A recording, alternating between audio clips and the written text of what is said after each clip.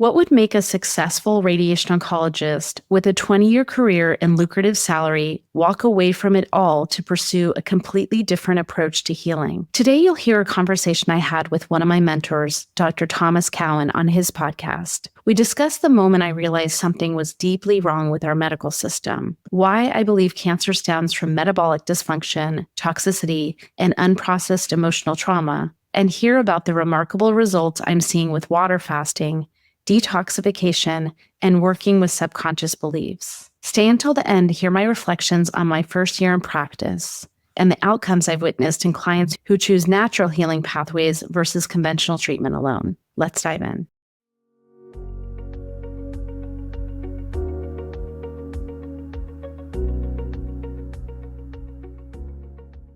This is another episode of Conversations with Dr. Cowan and Friends. I'm told I should always say that, but I forget. So anyways, welcome. And maybe just start by, who are you? What was your journey? Because I've heard some of it and it sounds really fascinating. And so what happened here?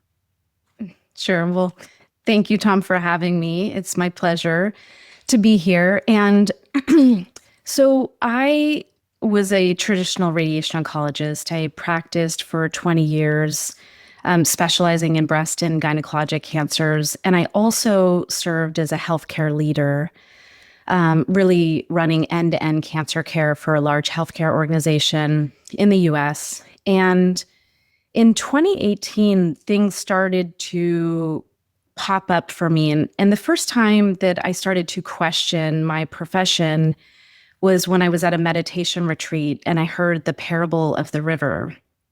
And the story goes something like this. There's once upon a time, there was a village perched alongside of a river. And one day the villagers noticed a person drowning in the river. And so they sent someone out to rescue that person. And then the next day there were 2 people drowning, and they organized and rescued those 2 people. And then the next day 4, and then 8 and 16, and it was doubling every day. And so the villagers became very organized and created elaborate rescue teams with boats and pulleys and rescue protocols. And the village elders praised the villagers for such an amazing job of rescuing the people out of the river. And I was at that meditation retreat with a good friend who's a GYN oncologist, and my heart just sunk. And I turned to her and I said, this is us. Like, this is what we're doing. We are glorified rescue workers on the river. And like, what the heck is happening upstream? Like, why is this happening? And also, by the way, we're getting the people onto dry land, but then I have no idea what caused their cancer. And who knows that they're going to fall back in the river. And so that started in 2018, like where my wheels started turning and I was like, something is wrong here, but I couldn't put my finger on it because when you're living in that world, everything is organized around that. And they're saying you're doing such a good job.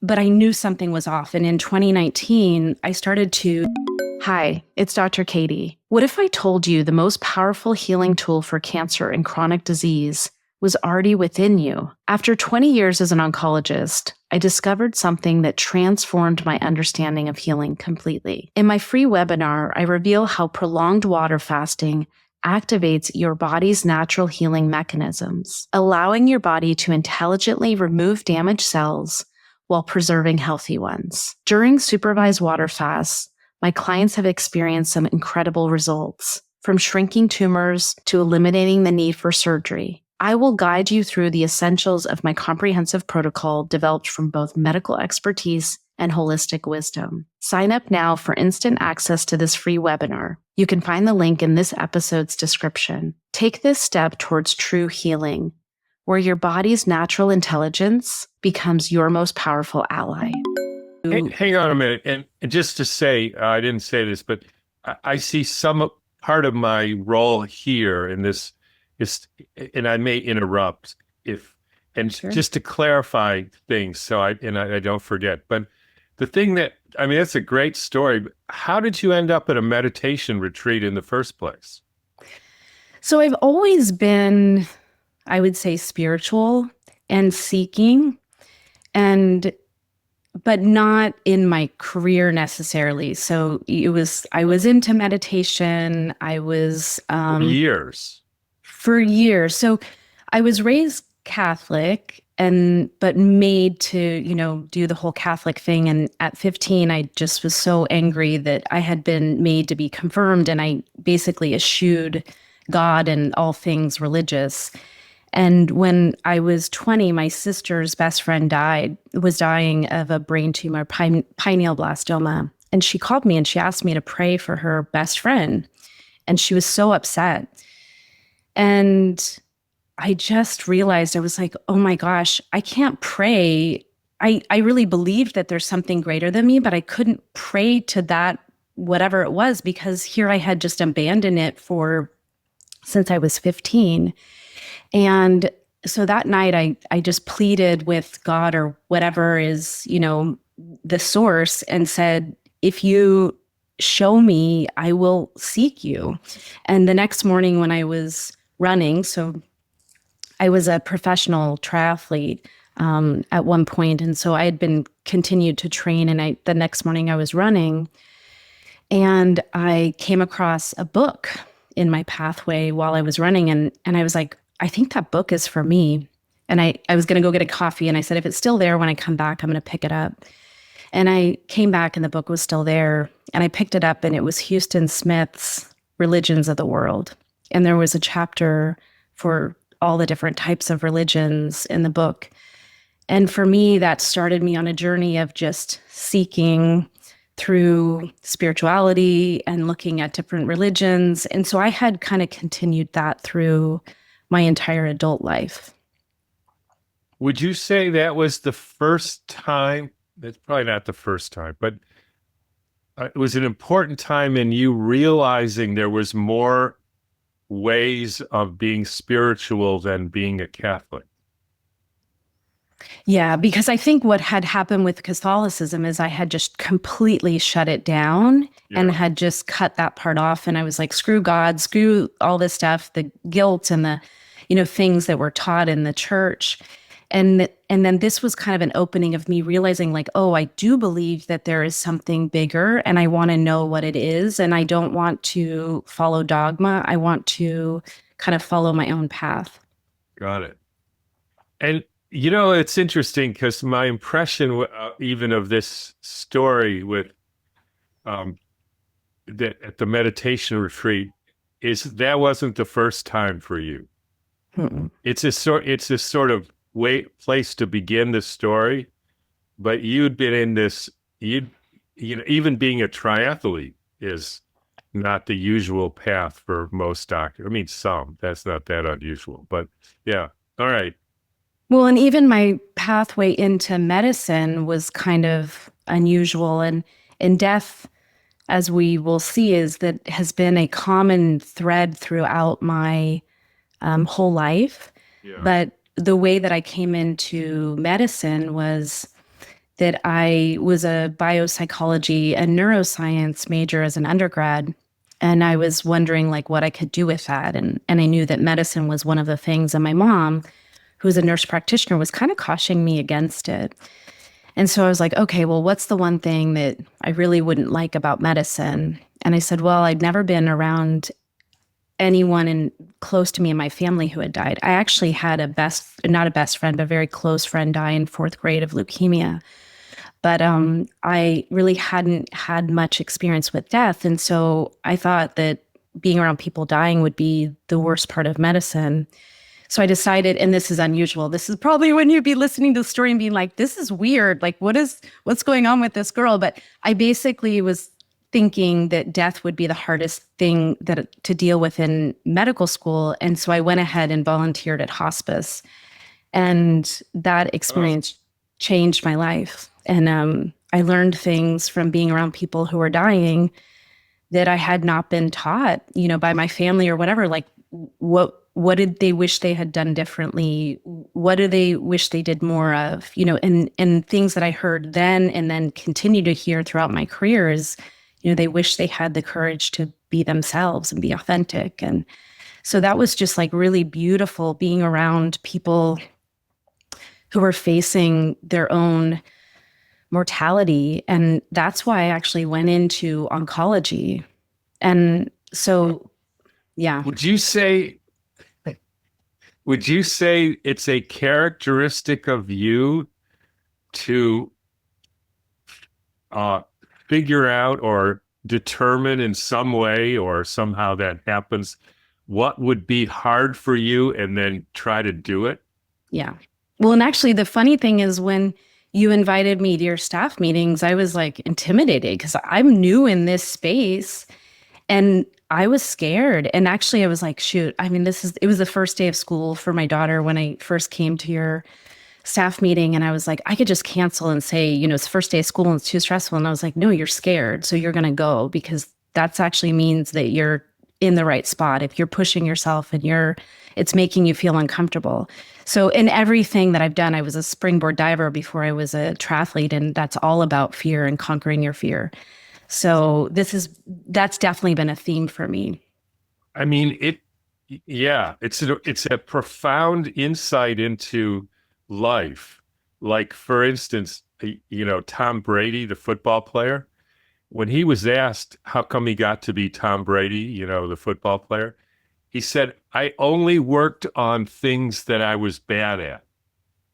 Now, a lot of us who've been athletes and other things, what you realize is that you practice the things you're good at because it's fun, right? Like I'm good at doing this shot, so I keep doing it over and over. Look at how good I am. And you never become, Tom Brady as far as a football player, because that's not the way to get anywhere. And it's a hard lesson to learn. And it seems like you sort of got the hang of that. Well, I think it served me well. Yeah. And I've come to the top of, not the very top of fields, but gotten pretty high up. Like I, was a Division I diver in college, and then I got injured and I couldn't dive. And my coach said to, stay in shape. My boyfriend was a triathlete. My third triathlon, I made the national team and was, a professional triathlete, traveling the world. And then in medicine, I, ended up at the end of my career, right before I left, I was nominated for the national medical director of one of the largest healthcare organizations in the US. And I know that now I like cringe. I'm like, oh, it wasn't real good work that I was doing. But this fear, really embracing my fears and just going after things has allowed me to accomplish things that I wouldn't have been able to do if I hadn't been willing to go into the fear. Yeah, no, and be uncomfortable. That's a kind of a synopsis of how to succeed or how to get the most out of yourself. That's a funny way to say it, but yeah. All right. That's fascinating. All right. So now we go. You had this meditation and then I interrupted you. What was going to happen next? Yeah. So in 2019, I started to get the message that you're not supposed to be practicing radiation oncology. And that message just didn't make sense. And I had been telling my husband. Here you are, like National Radiation Oncologist of the Year, sort of.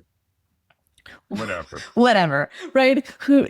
But yeah, I was also an entrepreneur. So I have a patent and I had a clothing line for women with sensitive skin from radiation treatments. And so I was doing that and all these, but I knew that I wasn't going to leave medicine to go run an apparel brand. That was really just as like a service, like a passion project to help these women find comfortable clothes. But I was starting to say to my husband, something's off. Like, I don't know if this is what I'm supposed to be doing. And he was saying, well, you didn't finish training until you were 32. Like, what are you going to do? And I was just like, I don't know. I just am getting this message and I don't know what it means.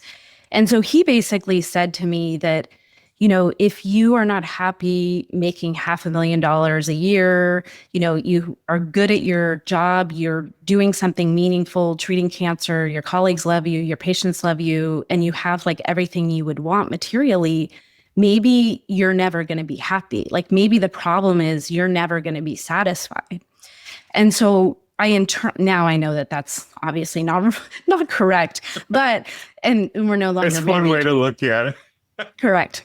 Yeah. So I internalized that for a while and was trying to figure out, like, reconcile, why am I having these feelings?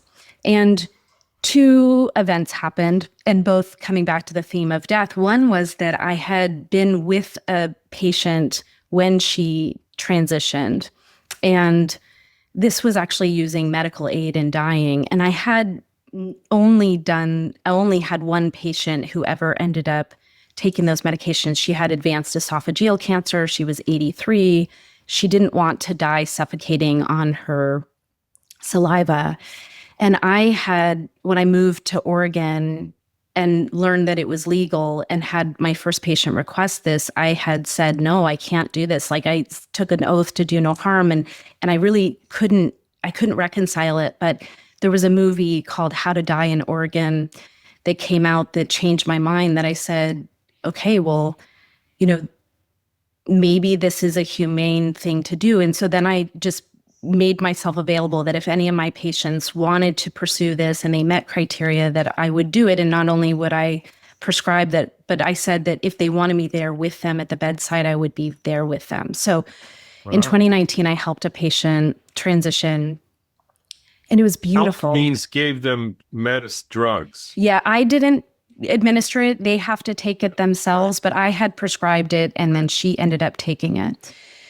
And it was actually like just the most beautiful spiritual experience. Her daughter, myself, and her.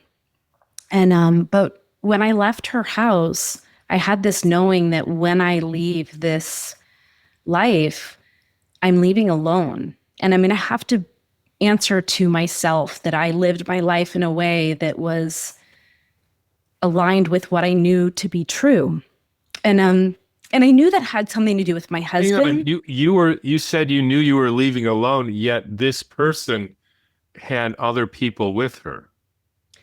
Right. But when you leave this body, your soul, when you leave this vehicle that we have, that we then encounter our wholeness, and we are accountable for how we lived our lives. That's what I mean in terms of we leave alone. Like, no one's coming with me. And I can't point to my husband and say, well, I stayed in radiation oncology because he wanted me to. It was that kind of thing. Yeah. So that happened in 2019. That just started me thinking, like, oh, I have to really grapple with this. And then in 2020, I ended up having an experience called a shared death experience. And this is like a near-death experience, but different in that the person who has it doesn't transition. It's usually healthcare professionals or emergency personnel who are at the scene where someone dies. Someone else there has a metaphysical experience of experiencing the light and the love and all of that. And so that happened to me in the fall of 2020. And like a near-death experience, it totally fundamentally shifted things for me. And all of a sudden I could see what we were doing in Western medicine was wrong. Like, this is not correct. This is not the way that you heal cancer. And so after that event, I was like, I have to leave. But I also know that means that it's going to cause me a divorce. It's going to, I'm going to have to do this on my own, and it was a big deal. So it took me. And up until then, you kept, from the time of this other experience until then, you kept being a radiation oncologist. Yeah. So and even in 2020, I was still practicing. And actually, that shared death experience happened 1 week after I had finished interviewing for the national medical director position I had been nominated for that position for the, all of the United States. Got it. And I knew that it came down to me and one other woman, and I didn't get it. And I was like, I know I'm meant to build something, but I know it's not within the system. Like, I knew that as soon as that happened. And then the next week I had the shared death experience. And so basically then it took me a year. You fleshed out how, like, what you saw, heard, felt, or what, Sure. I don't know what this experience was that said this is not the way we're supposed to do medicine. Sure. So what happened was that I was meditating again, again. So it was my practice to meditate, but and maybe I'll just tell you the full story. I don't always tell this full story because it's a little weird. And I think that sometimes people aren't, but I know that you can hang with the weirdness. So what happened was that I had a woman that I knew from, like, she was a trauma therapist and also had, traditional therapist. And I had seen her for trauma therapy just because I had trauma from my childhood. And then she had moved into doing more like drumming ceremonies and kind of shamanic work. And she called me. This was like around that time that week that I had, or I guess around the time when I was finishing the interviewing for that job and a week before I had the shared death experience. And she said to me, this is going to be the weirdest phone call. And it's very uncomfortable because she said, you're a doctor and I'm a therapist and I would never do this. But she said, I have to stop the messages. She says, the messages just will not stop coming. And she said, Spirit is telling, and I didn't know, like, Spirit, I'm like, all of this was totally foreign to me. And she said, Spirit has told me over and over and over, you have very big power and I have to help you. And I was like, who's Spirit? And like, what does that mean? What are you talking about? She's like, I don't know. And I said, well, what do you think we should do? And she said, well, maybe we should do a drumming ceremony. So the day of my shared death experience, that afternoon, I had gone to this woman's house and she had done this drumming. And basically it was just, frequency, like elevating my frequency through this drumming. And she had me gather some things from her studio to put on the altar before we did the drumming. And one of the things that I had picked to put on the altar was this giant apophyllite stone. It was literally, I could barely hold it. It was probably like 50 pounds. And so we had done the drumming ceremony. And then she said, the stone wants to go with you. And I was like, with me where? I was like, this giant stone? She's like, yeah, the stone wants to go with you. And I was like, what? So I was like, okay. So I'm like, if you'll help me get into the car, I'll take this thing home. But it was this giant stone. And so I take the stone home. And that night, I normally meditated in the morning, but the stone was calling to me. And it was like, come put your hands on me. So like, okay. Did you hear it? Or? Yes, I heard it. Yeah. And even though I haven't been like open spiritually, like I was always seeking. So I'm always game. I'm always like this is the whole fear thing. I'm like, okay, I'm just going to go check it out, see what's going on. So the stone was calling to me. So I went down and I put my hands on it and I started just meditating. And basically I was just like breathing and clearing my mind. And immediately when I started meditating, a woman's voice started talking to me. And what she said was, I can't let go, but it's not because of me, it's because of them. And instinctively, I knew she was dying and I knew she was talking about her family or friends. And so then I just started talking to her and in my mind and basically said to her, there's no rush. You'll know when it's time. And I'll stay with you. And I kind of just stayed with her as if it was someone who was in my physical presence. And at some point in the meditation, I saw that this woman was a woman named Misty.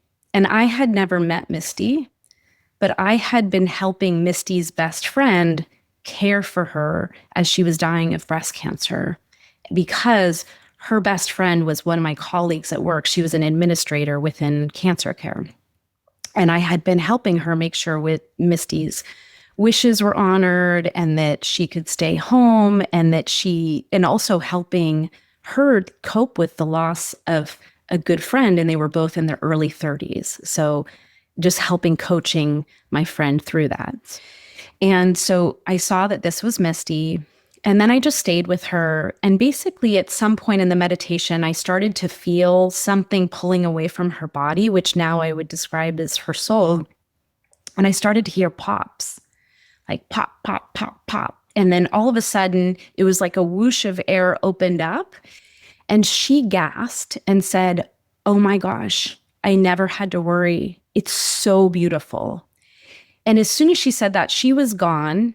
And I was just engulfed in like the sun. It's the best way I can describe it. It was just like in just complete love and light, like ineffable. You can't explain what that feels like. And so I was in that space for, hard to know because like time just doesn't exist. But I was there for some period of time. And then I came out of it and I was like, what just happened? Like, what was that? I didn't do any drugs in that drumming ceremony. I hadn't taken any drugs. And I didn't tell my husband when I went to sleep because I was like, he's going to think I'm crazy. And so I went to sleep. And the next morning I woke up to a text from my colleague with a picture of Misty saying, thank you for all of your help with Misty. She died last night. I was like, no shit. Milk. She didn't know. She didn't know. She didn't know anything. And I was like, I don't know if I tell her because I didn't want to upset her. You know, at the moment, I didn't know what to do with that. And so I said, you know, you're welcome. I'm sorry for your loss. And I said, I know this is a weird question, but what time did Misty die? And sure enough, she died within minutes of the time that I had been in meditation with her. And so that woman was with her. Mm-hmm. Yeah. Yeah. Wow. And so eventually I told her, and actually it was comforting for the family and my friend. And they said that Misty had been resisting. So I forget whether she was late 20s or early 30s, but very young. And she had really been resisting. And they were like, they knew she was ready, but she didn't want to go. And for like 5 days. And what they described was that on Sunday night, or whatever night this was, I can't remember, that night, all of a sudden, she just relaxed. And they had all surmised that someone from the other side, like maybe a family member or friend who had already passed, had come and helped her. And so when they heard this story, they're like, oh, that's so helpful to know because we saw that. She was struggling. And then all of a sudden just became totally peaceful. And, it happened very quickly. So, and I know now that happened as confirmation for me to confirm that did really happen, because I think otherwise I would have been like, I don't know what that experience was, But after that, I started to really change. And the best way that I can describe it. No, okay, so the rock went back to the woman. So that was the rock's purpose, I guess. So I gave the rock back to the woman. Really? You decided, or did the rock tell you? I think I said to her, whenever you feel like the rock's supposed to come back, because it's like this, probably thousands of dollars for this beautiful apophyllite, and it was hers and she had loaned it to me. So I didn't even think about, but what's interesting that you bring this up is I had just recently, and also there's an energetic component to my work, which you and I have not talked about before, but I now have an apophyllite stone of my own that's big that I'm using. Got it. So, but anyway, so what happened with that was that I just started to change and I started to see things more clearly, and I could start to see like, oh, this system is really broken. But I can't say that I saw it in that event. It was more like something changed me. And the best way that I've been able to wrap my head around it from a logical perspective, which I think this is not logical and reason doesn't apply here, but is through David Hawkins' work. And he talks about with near-death experiences, when people cross over outside the veil, that they're bathed with these very high frequencies and that it fundamentally shifts them. And that, for me, I feel like is what happened. And I almost feel like I'm an antenna, and my antenna was tuned by that event. And so now when I used to just read voraciously, like I could read, I'd read at least 80 books a year and just consuming information. And now I like tune, and if something catches my attention and resonates, then I'll dive in and read something. And actually, that's how I came across your work, is that I saw a lecture, I think it was from the Wise Traditions conference, about like what makes us sick and what doesn't make us sick. And that my antenna just was like, oh, this is resonant. And then I just started diving into reading your work and reading your books. But so that's when I say that it showed me things. It wasn't like it showed me a picture. It was just like it fundamentally shifted something for me where I could no longer ignore these signs. And so basically then I knew I had to leave, but I also knew that that was going to dismantle my life, you know? And so I basically had to walk through that. And ultimately, I resigned or left my job in radiation oncology in the summer of 22.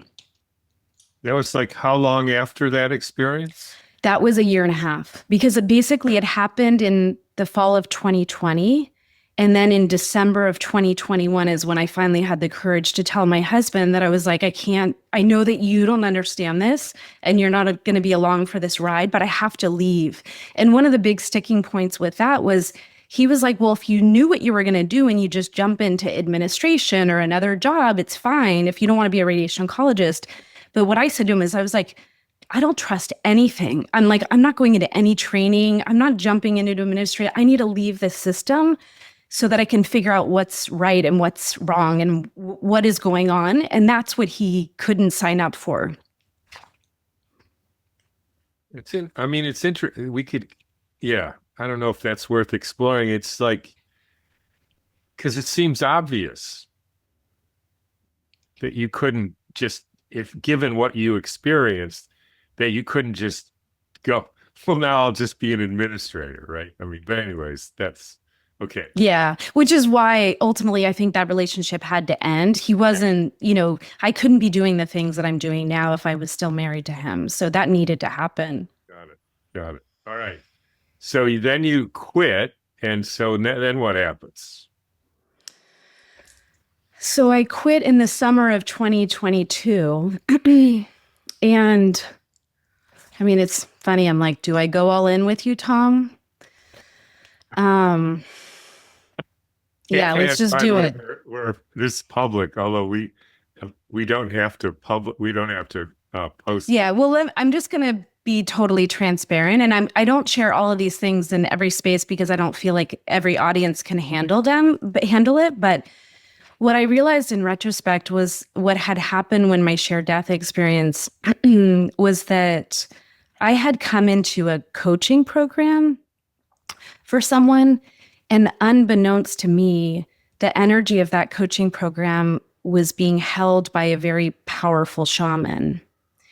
And basically, I'm just going to give the short story of this, but the Carlos Castaneda books about Don Juan are very popular, right? People now, I think you remember that, but maybe younger people don't remember those books. But the books were about Don Juan, Yaqui Indian shaman, but really a sorcerer, like a very powerful. And the whole concept of the books was that Carlos had apprenticed with this sorcerer, and Carlos never apprenticed with that sorcerer. Those stories were actually of a 13-year-old boy, which makes more sense. This is kind of how shamans are trained.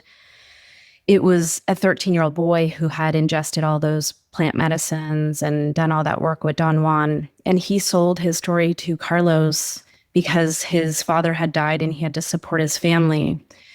And Carlos said, nobody's going to believe that a 13-year-old boy ingested all these plant medicines, so I'm just going to make myself the apprentice. And the boy was like, well, I don't care. He got permission from Don Juan to sell these stories, and so that he could support his family because his dad had died. He was putting his brother through medical school because his dad's dream was his brother to become a doctor. So he was putting his brother through medical school and supporting his mom and sister at age 14. So he sold these stories to Carlos. And then, as we know, those became very, very popular. Carlos made millions and millions of dollars. And actually, anyway, just as an aside, I had a big influence on my life. And in fact, I've actually given talks about it. And now I'm realizing I probably knew nothing about it. But okay. So, and I hope that's fine. Yeah. I mean, that's fine. And actually this may make sense to you is people started to question at some point because the first 4 books were real apprenticing with Don Juan. Right. Carlos wrote the rest of them on his own and they became a little bit distorted. And So, and then Carlos became kind of distorted and people started questioning, like, was Don Juan even real? And did this happen? And anyway, that young boy is now a 70-year-old man. And he is as powerful, probably more powerful than Don Juan. And I had come into his, frequency through this coaching program. And because I'm so sensitive, I had just opened from that. And that's how my spiritual gifts started opening. And ultimately, I ended up, connecting with this person and now mentor and probably would call, I'm an apprentice to this. Did they identify you, or you had just were part of the program?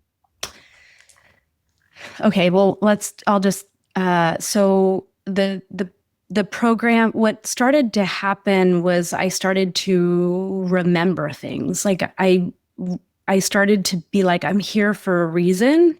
And I didn't know what it was, but I could just sense, and I started getting these messages. And then also gifts started opening up. Like I can actually help people transition when they're dying, and I can sense emotional trauma in the body that's causing illness in the body. And these were just things that started to open for me. And because I was in this group, you could get on his list to actually do a call with him. The way that he works with people, and now doesn't actually, his list is all closed, but at the time it was open. You could get on a wait list. And then the way that he works is you do a phone call where he connects to your, basically based on your time of birth, location of birth. I think that's basically, identifying you in the quantum field. And then he channels basically what comes through, and you have a call. And then you do candle work with him, which is basically healing your light body through the elements, through water, through fire, through different earth elements. And so in December of basically I had gotten on his list, and the list was like 4 years at the time. And so I was on his wait list, but then I happened to be with some girlfriends from that coaching program that actually had already had their call with him and are working with him. And they were, his wife was going to come have dinner with them. And I didn't know that this was not normal. These are not public people. These are people who, work in the background.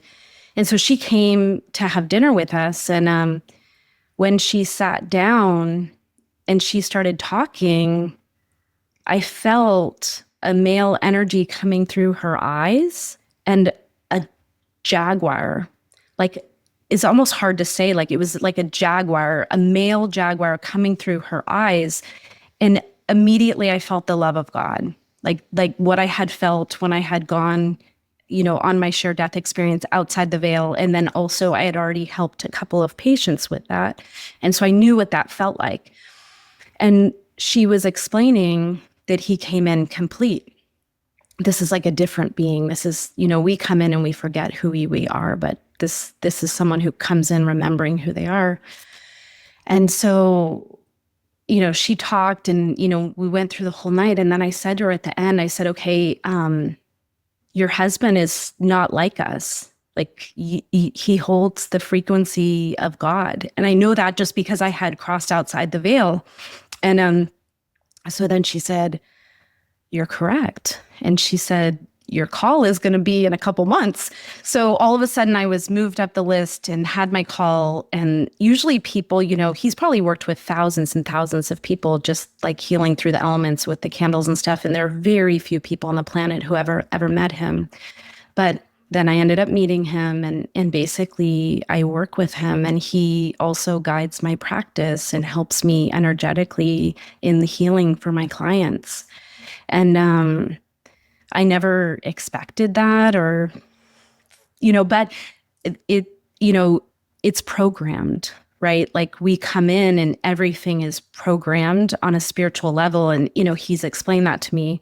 There's a reason why you have an MD. There's a reason why we've come back together.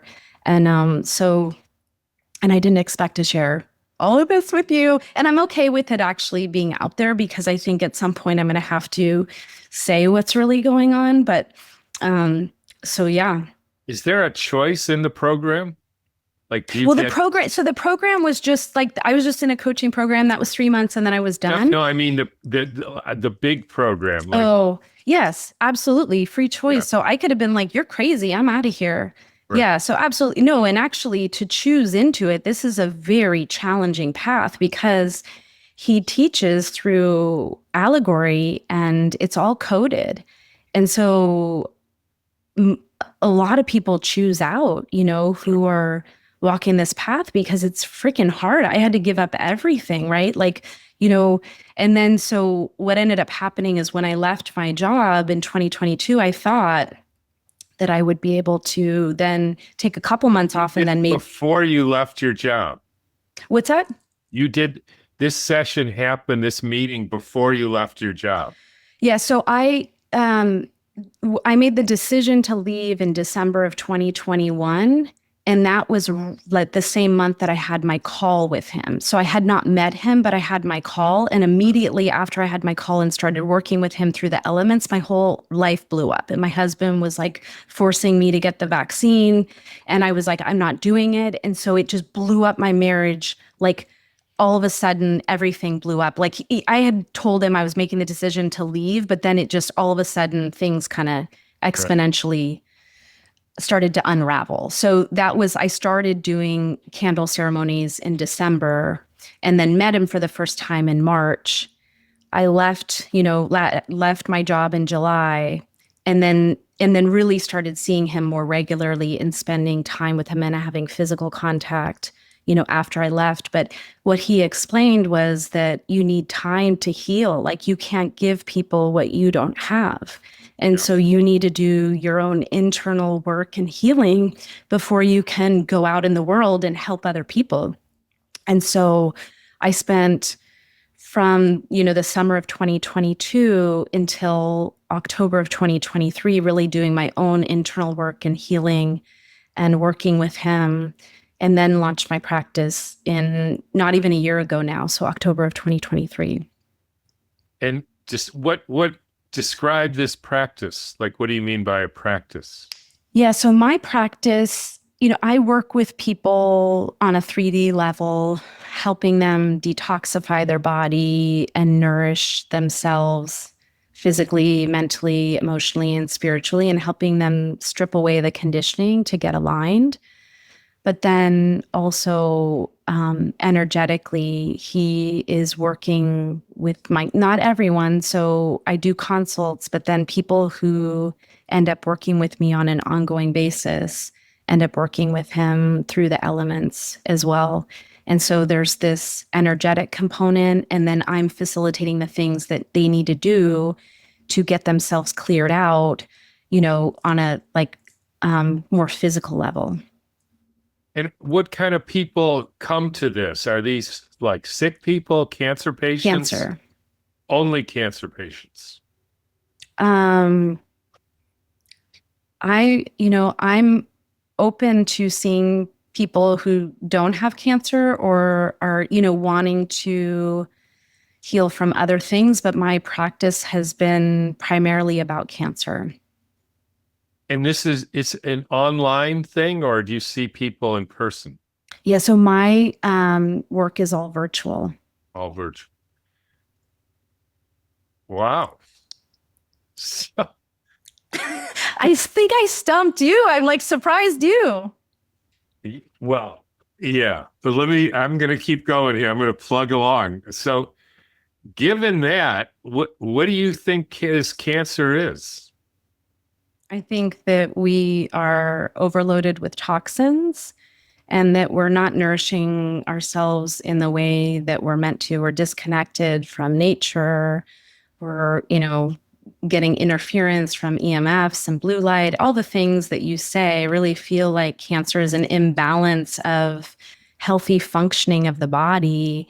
We're basically not getting the nourishment that we need to like make ourselves healthy. And then we've got all of these toxins. And basically this is an imbalance. And that's what I work with my clients. My whole practice is about helping them detoxify and then nourish themselves with good, healthy foods, similar to what you recommend with Weston A. Price, and getting the connection with others and connecting with the earth and sun and all of the things that our bodies need. That if we have that, cancer, we all have had cancer cells.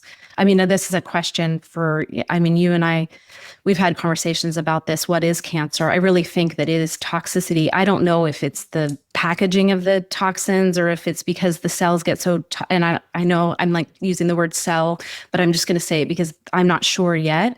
But, whether you have this switch into fermentation because the cells are so toxified and the mitochondria aren't working. I really think that it's all about the mitochondria for cancer.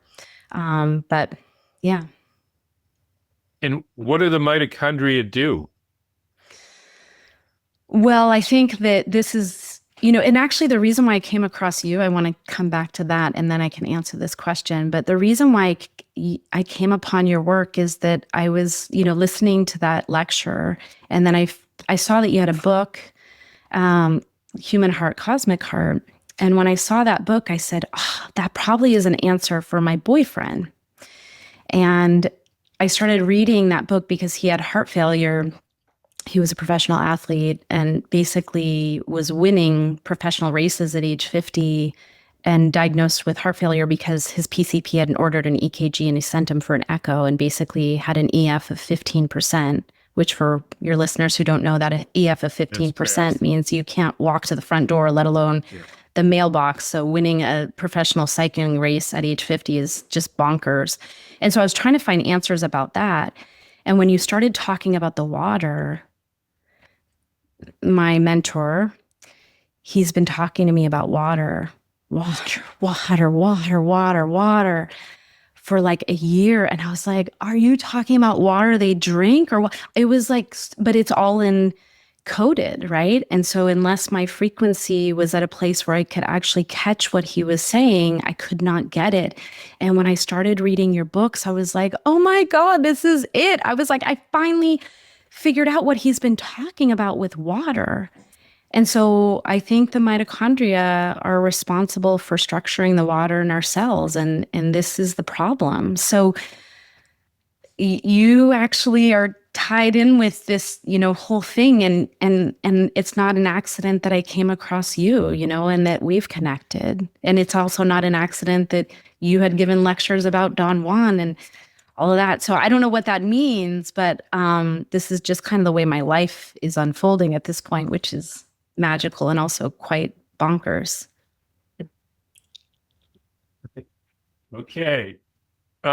Before we get into how people can find you and maybe work with you, I'm gonna say one story that I heard, and then I'm gonna try to see if I can find this article. I'd be fascinated to hear what you think. So it was an anthroposophical doctor in Europe. I'm not sure where. I think Germany, but it may have been not Germany. And he claimed his thing was he could see that what they call in anthroposophy the etheric body or the water body or the life body. And he also had a strong interest in the dying process and helping people through the dying process. And he said that he could see. So in anthroposophy, they say that death means that this life body separates from the physical body, and then the physical body is just dust, or it's just, he does what minerals and the earth elements do. So he could see this happen, and he could see this similar to what you were describing. He then only once had an occasion of and it sounded like a woman who was horribly suffering, just the worst you could imagine, like rectal cancer or vaginal cancer that had eaten through the recto-vaginal wall and the stool was coming out through her vagina in horrible pain, and the woman had begged her to help her, do the transition. And he didn't want to, but he did. And what he saw was a fragmentation of this etheric body as it left.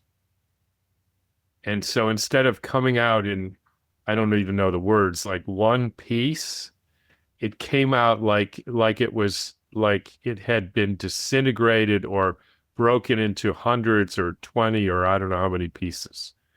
And it had an incredible difficult time coming back together. And he said he's never going to do that again. Is that?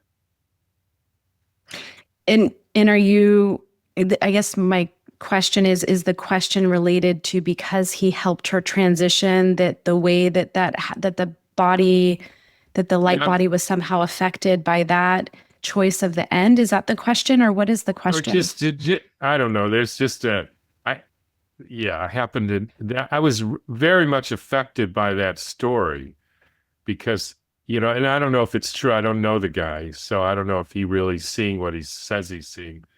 Anyways, that was the end of any interest I ever would have had, which I never really did, in assisted suicide, because if that's really what happens. Well, what's interesting is that I did not have that. So I did see the light leave my patient that I helped in 2019. I didn't realize I had that gift. Now you know what I'm saying? In retrospect, now I know what I saw, but hers was like all together. Yeah, and it sounds.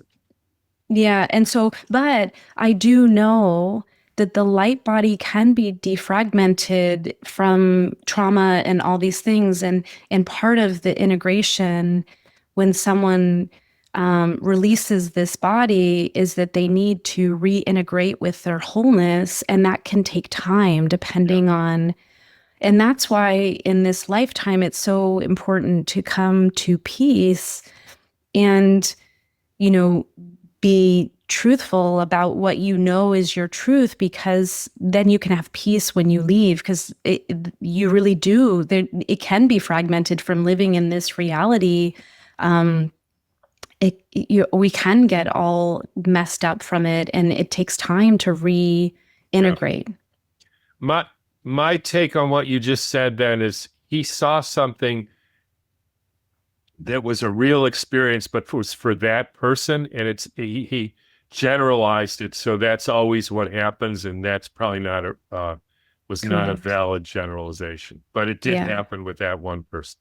All right, so we're out of time. I have only one final thing to say, but tell people how they can contact you, or if they want to work with you, or hear more about what you're doing, or any of that stuff. Sure. So my website is katiedeming.com. And I have a podcast called Born to Heal, where I bring on guests to share the things that I wish I had been taught in medical school, so that my listeners can learn along with me about true healing. Got it. And that's where they would sign up, like to do a consultation or something. Yeah, you can find that on my website. I occasionally run across a person who I'm going to say what I'm going to say about. My impression right now is, so I've spent my life thinking about these things, but not experiencing them.